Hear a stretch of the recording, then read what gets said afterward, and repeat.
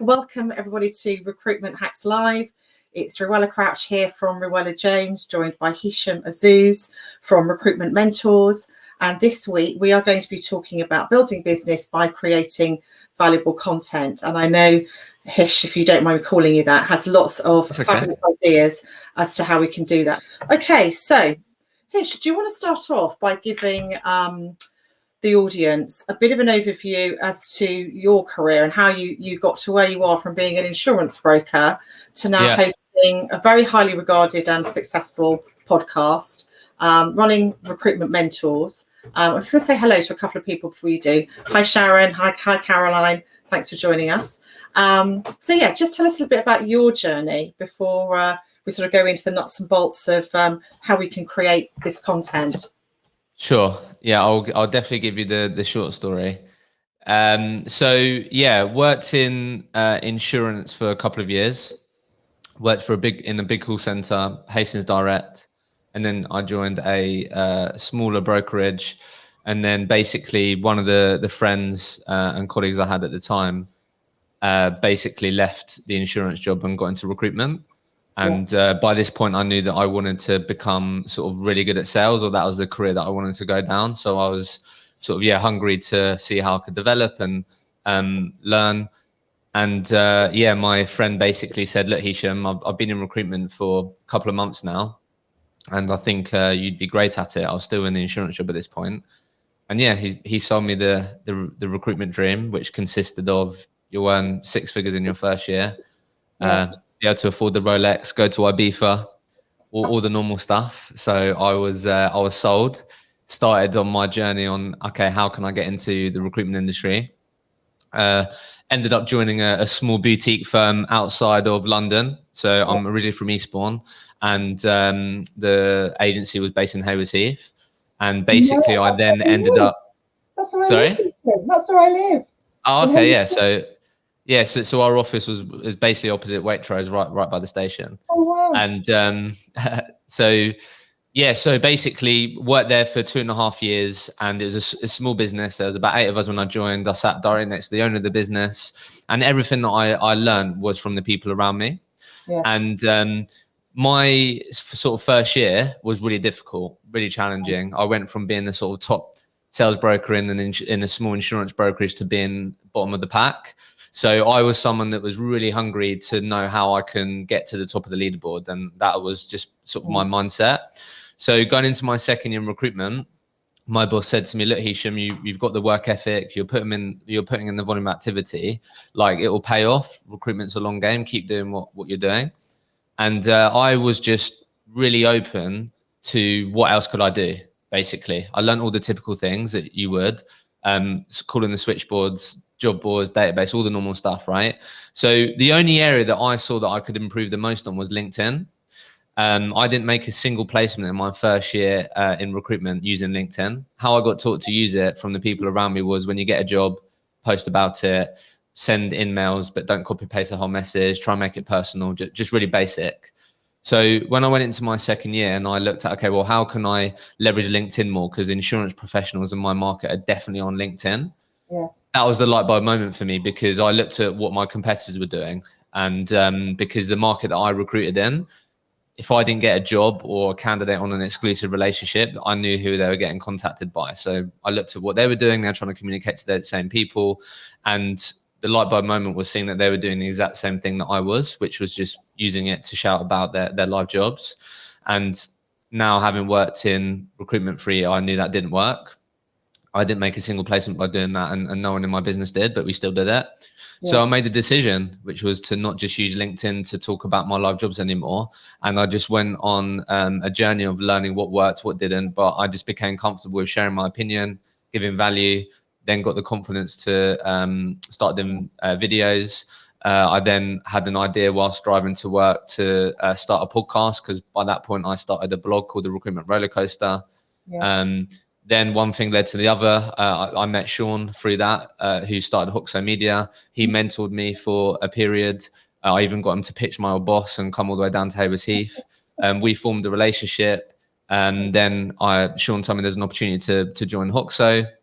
I left recruitment to join Hoxo and move up to London, because I thought if I could help recruiters build their brands like I've done myself, then that sounds like a great thing, and I really believed in the problem they were solving. Then joined them, worked there for just over a year with Sean, just in the sales team. And then for the last 18 months to 2 years now, I've been dedicated to helping recruiters build their personal brand. And then more recently, launched the Recruitment Mentors community, which is a subscription-based community exclusive to recruitment consultants, which basically combines peer-to-peer growth with a platform dedicated to real-time mentoring and exclusive content. And our mission, really simply, is to build the place that enables recruitment consultants to progress without limits. So the short story is a lot of gut instincts, bit of luck, but a lot of learning along the way. Yeah, well, what a story. And we're going to unpick, obviously, some of that today. And I know you just love sharing what you do with other people. And I'm not really sure where to start, but if we just briefly cover the personal branding piece first, because that's the journey, as you know, that I've been on myself through Hoxo, as is commonly known. And it's sort of, getting yourself to, as you said earlier, rising above that noise and getting yourself out there so people see you as that go-to person, whether they're a client or a candidate. How did you kind of go from looking to see what other people were doing to going out there, putting out content that you thought people might be interested in reading? Where did that idea come from? The idea came from was the only motivation I needed was I would do anything to stand out against my competition. I believed I was better than them and delivered a better service. So if I could communicate more of that online, then that's going to give me an advantage, because my competitors aren't doing it. That was the only motivation I needed. I didn't have a blueprint. I didn't know how to do it. But what I was willing to do was take action. So I always show this in my training, but it didn't start off smart at all. It was quite cringy, if I'm honest. My first few posts were like, if you hate Monday, talk to me. Like happy hump day. Like let's like talk to me. Just like really basic things. But what I started to do, which is where I really started to notice what worked and what didn't, was I started to document what I was doing in the market. So I'm sure everyone has their own sort of personal pitch and what they typically communicate to candidates and clients. But for us in that business, we was really passionate about sort of actually being actively involved in the industry that we recruited in. And I know that isn't fairly unique, but it's something that we actually did. A lot of people say it, but how many people actually do it? So we actively attended learning seminars, we sponsored events. We really tried to be part of the insurance industry. So I would tell these things to people on the phone, and they would believe it. They would take it on, or they might not believe it. But what I didn't do in my first year was actually document any of that. And it remained in the phone calls. It remained in the one-on-one conversations. So I started to be that annoying person to take pictures at networking events, take pictures when we was at learning seminars or at the events that we sponsored. And for me, that was the sort of where I really started to build momentum, because that was the things that then really actually started to get a lot more engagement. I noticed that it worked. And it also then meant that my sort of online presence was also backing up what I was saying to people on the phone. So it was just solutions. Sorry to interrupt, but was it sort of finding solutions to their problems and then like giving them the solution, as it were? No, not at all. It wasn't that complex. Trust me. It was. We're at a networking event, learning about insurance. Let's take a picture and make sure, like, that's also communicated online and doesn't just stay in the networking event that we were there. Because we can reach a lot more people. When the networking events, I presume you weren't just networking. There may have been talks or presentations. Problems they were having to get them together in the first place. So it was about industry topics. But that's where I started, and then it just evolved. But I just took action, tried to find out what was working, what I got more engagement in, what I didn't. But the main thing that really helped me was that if people saw that's what I was actively doing in the market, and then I called people, there was just more chance that they knew who I was or what I was up to. And that was the real impact I had. It was on my business development. There was just more chance that the target customers and target clients I was trying to reach out to knew who I was, because of I was actually documenting what I was doing in the insurance market. And obviously that was the good old days, and we could all kind of get together and we could have those networking events. We could present our business to more than one person at the same time. in terms of what we might do in a business development call. So where did the idea to take that to a podcast develop from?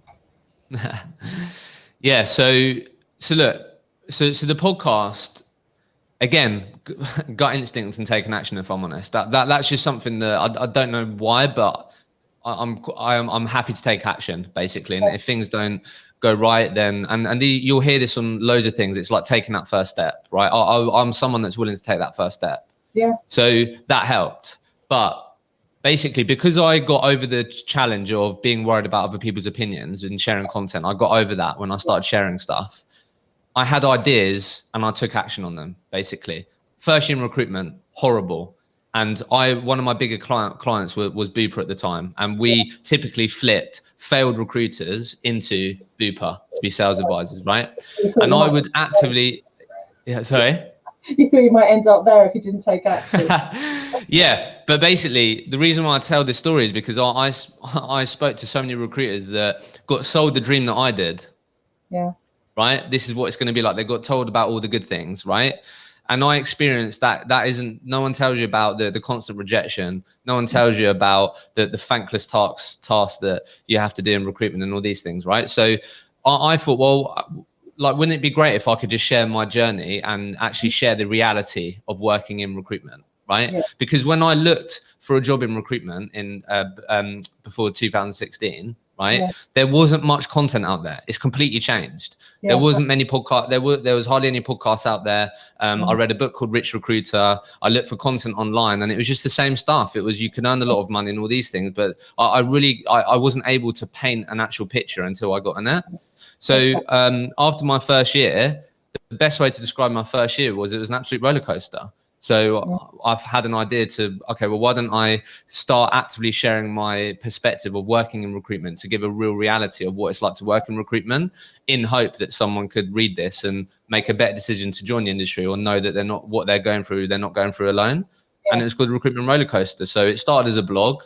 Then I used my hour commute every day to listen to podcasts. Yeah. Got sick of one of my favorite podcasts one morning, and I thought, oh, well, I'm on my way to a recruitment job. Why don't I try and listen to a recruitment podcast? And there wasn't anything out there. There was a couple, but it consisted of, there was a handful, but it consisted of old people talking about recruitment. So it didn't resonate with me at all, at all. So I was like, oh, this is interesting. I've got a blog at the moment where it evolved, and basically to save my time, I got people to do guest blog posts. And that's how I met Sean. So Sean was an early person that did a guest blog post. I sent them questions and they replied with answers. Right. So at this point, I had people contributing to the blog. So I was like, oh, well, recruiters like talking. Why don't I see if I can turn this into a podcast and see if we can, do that. And I started to reach out to people, and it resonated. And then that was what started nearly 3 years ago. The perception might be, and this was my perception, that starting a podcast was actually it's quite a big thing to do, obviously, because it's got to be consistent and you've got to get guests and everything else. But my perception was this is a really difficult thing to do. But actually, talking to you, and I'm obviously going to outsource our podcast to Hoxo, but if you are an individual, a solopreneur who wants to get your voice heard, it's actually a lot simpler than perhaps you might think. Yeah. So are you happy just to talk through what you actually need to do this? Cool. So look, keen to give value to everyone here. So look, if you was to ask me what would be the number one, like if I was to invest sort of consistent time into one marketing activity that could really help my business, what would it be? My answer would be start a podcast. Right. That would, definitely. And let me explain why. So let's just say, so how can I start? So the first things first, the reason why your competitors or people may start one, or you may see people starting a podcast, but they may not do any more than 10 episodes, or you may not hear off them after they said, oh, I'm going to do one, or they may never take action.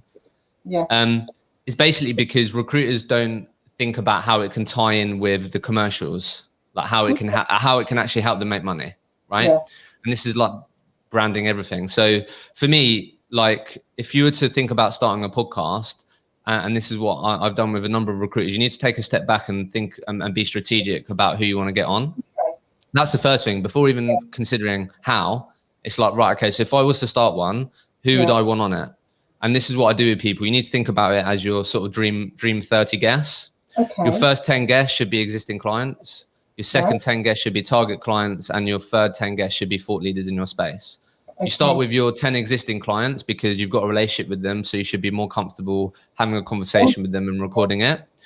The second reason is because you're then, after recording with existing clients, you're then going to be left with a really unique digital asset that you can use when headhunting for their business.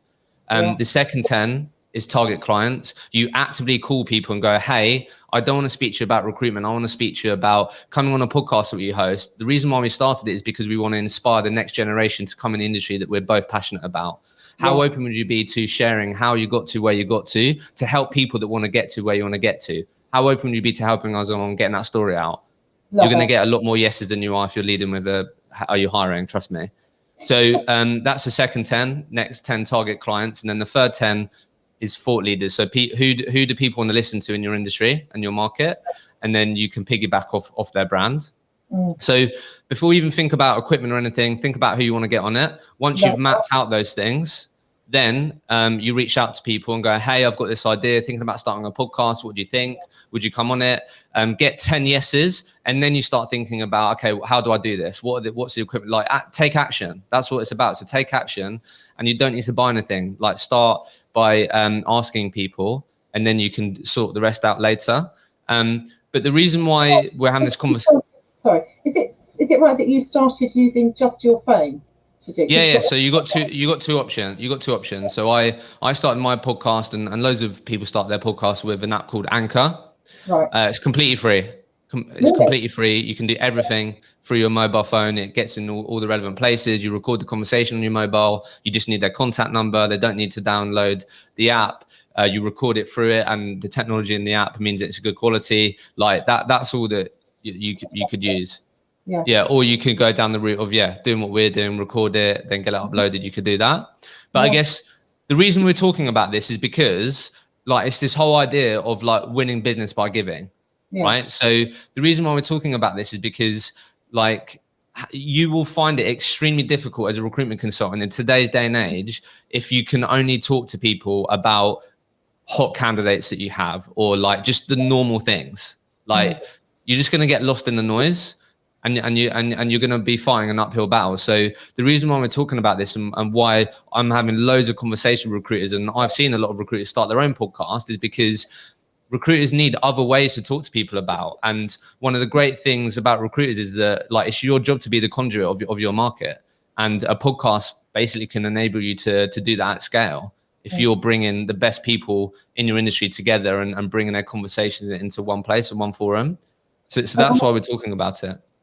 And I think the advice I've heard you give before is not to sort of record it weekly, to do a load in one go first, so that you take the pressure off yourself. I mean, should we be releasing these weekly, bi-weekly? Well, what would be your best advice there?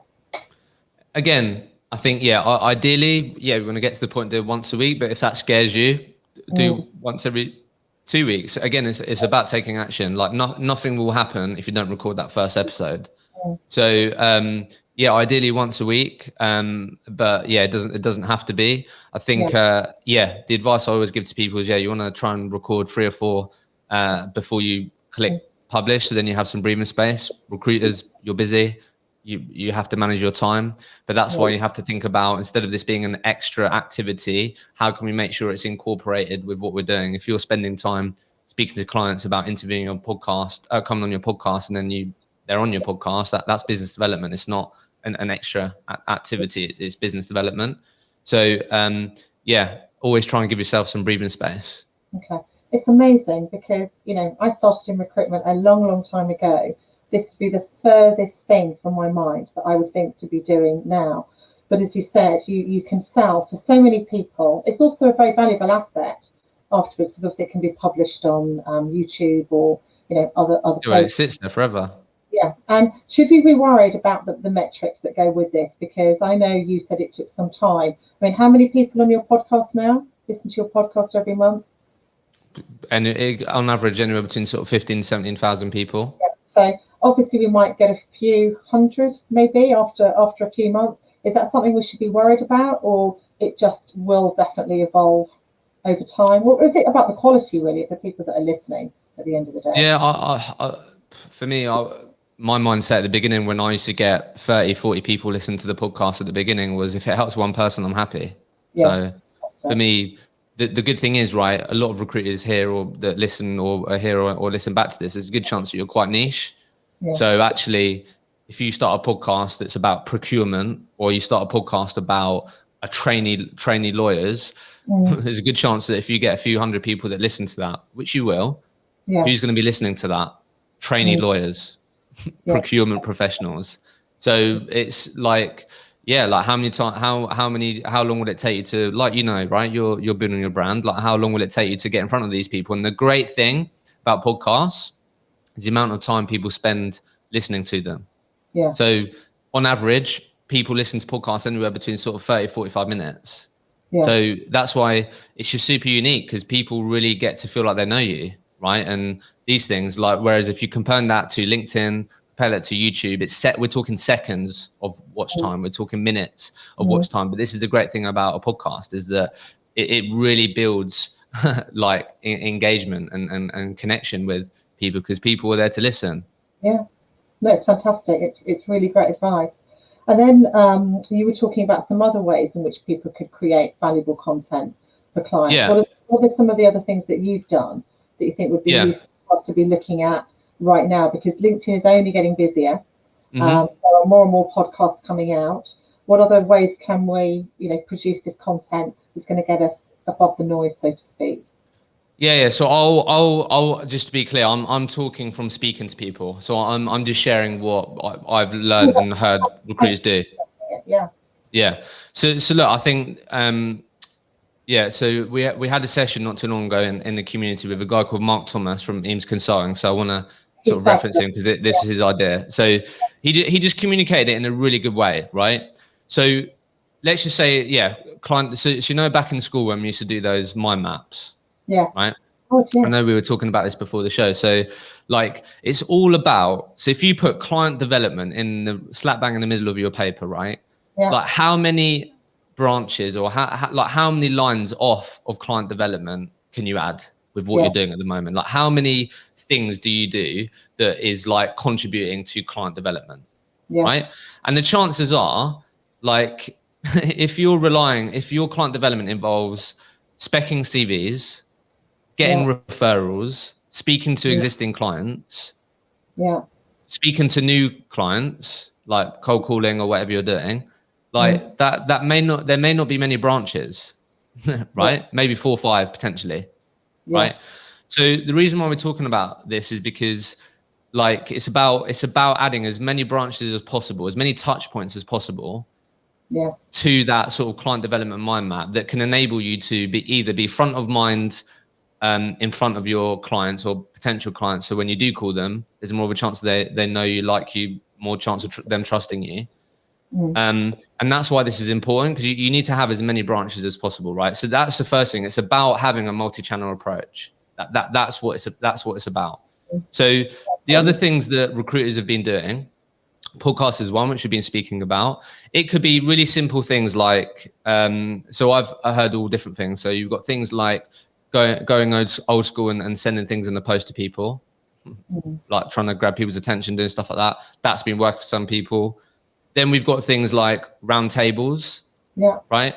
I think sometimes recruiters forget, like, how many people they speak to each day, right? So let's just say a typical director that you speak to, or a typical hiring manager that you speak to in your space, like, how many of your hiring managers speak to other hiring managers like them on a daily, weekly basis? You may be able to count, they may be able to count them on 2 hands, right? A typical hiring manager might speak to similar hiring managers like them in different organizations a handful of times each week, right? They may not speak to any. And this is the great insight that recruiters can add, right? That I'm speaking to this type of hiring manager loads of different times per day, per week, in different companies. So the value that you can add is by connecting these people, right? And bringing people together to collaborate, to share ideas. Ruella, what problems are you facing? These are the problems that I'm facing. These are the challenges that I'm going through. What are you doing? What's working for you? Which is why things like roundtables are great things. Because if you're the person that, is being the conduit and going, hey, look, you told me that you're having that challenge. And I know this person over here who's in a similar business to you that also having this challenge. How useful or valuable would you find it if I was to connect you guys and, I don't know, maybe we jump on a group video call to talk about hiring remotely, right? Yeah. Roundtable events. Then you've got things like, webinars, right? So again, fairly easy to start, fairly easy to do. But again, like, could you host webinars where, again, you're bringing important discussions from your industry to life for a webinar series? You could do something like that. Or you could just be connecting people. Like, I do that a lot, and it goes a long way. Like, if I speak to you and you go, I'm really having this challenge, and I'm like, oh, I spoke to that person the other day who's also going through that. Look, I spoke to this person like you the other day. Would you find it useful if I was to connect you both? Yeah, absolutely. That'd be great. So it's just like, sorry? Have you spoken to a lot of people now? So how many episodes of your podcast? What, on the podcast? Yeah. Yeah. Nearly at 250 now. That's amazing. Well done. Yeah. So I think that's what this is about. It's about what different touch points can you add to what you do, if that's the candidate experience, clients, and it's about adding to that. It's about having a multi-touch point, multi-channel approach rather than just relying on things that have always worked. But I'm sure that that's really been tested over the last year anyway. And yes, we were talking about it because I was showing you my list, wasn't I? We're doing a big there's my list, everybody. I was showing you my 13 touch points for candidate generation, and I'm sure there are many more. But So that's a great example, right? So you've got 30 ways that you put down that could help you generate candidates. 13. I won't. Oh, 13. Okay, that's good though. 13 ways to generate candidates, and I'm sure there's exactly the same amount, if not more, with client side. So it's almost like we've gone full circle here, because at the beginning you were talking about being a really, it was finding recruitment really difficult. It was a roller coaster for you, and now you've come completely full circle, and now you are helping effectively with recruitment mentors, recruiters, to be better at what they do. You've provided this platform where they can learn, where they can not necessarily teach themselves. I know you've got amazing mentors in this group, but I would really like to talk about it, because again, there was nothing like this when I started in recruitment when I was 19. You learnt on the job. There are many firms that don't have an L&D team anymore, or maybe they've just, they're coming back off furlough, they've been made redundant, their confidence is down. What was the premise behind setting this up, and how does it work? Because I would just love to know a little bit more about it. Sure. So part of this. So the why we launched it is basically, it's definitely part of what I've experienced on my own journey that sort of cultivated this, and also being and attending loads of different networking events in the recruitment industry, which are always typically just focused on the recruitment business owner, rather than the actual recruiters themselves. Yeah. So we launched Recruitment Mentors because we just really believed that if you're a recruitment consultant that genuinely has the inner drive and hunger to want to be the best recruiter you can be, then we believe that your growth and development shouldn't be limited by barriers that sit outside of your control. Yeah. So this could be that you work for an organization that doesn't make enough money to invest in your learning and development. It could be that the person that you learn most from, your manager, your senior colleagues, you're limited by the time that you get with them. Or just for no fault of your own, you might end up in an environment that just doesn't value investing in your development, right? Yeah. So all of those things you can't really influence, right? Or they may be out of your control. So the community really exists to take away those potential limitations that recruiters may face along the way. And it's all about and focused and geared on how can we help the members, the recruiters in this platform, sort of achieve their goals quicker and go further in their career, right? So how we actually do that is basically we give the members inside the actual community access to some of the best recruitment professionals outside of their four walls that they can learn from. So mentors, and they can learn from them through our sort of bite-sized video mentoring sessions that are sort of 8 to 15 minutes long, and they all sit under our 5 development paths, which are client, candidate, leadership, branding, mindset. And that grows on a monthly basis. Yeah. Or they can attend any of our weekly live events, which sort of consist of Q&As and masterclasses on different topics. Recent topics are successful candidate management and transferring from contingent to retained. Yeah. And then the last piece then is more sort of on-demand, real-time mentoring, where through our on-site community, people can access a wide range of people who they can seek their advice from or share challenges with them, and they can get, from a few clicks of the button, get people's perspectives and opinions on maybe how to overcome certain things. Yeah. So the goal here is that, if you're part of this community, then we should be able to help you go further and faster in your career. I love it. It's so comprehensive. You're covering so many topics. You're adding to it all the time. It's a mixture of self-learning, live as we can get right now, live events.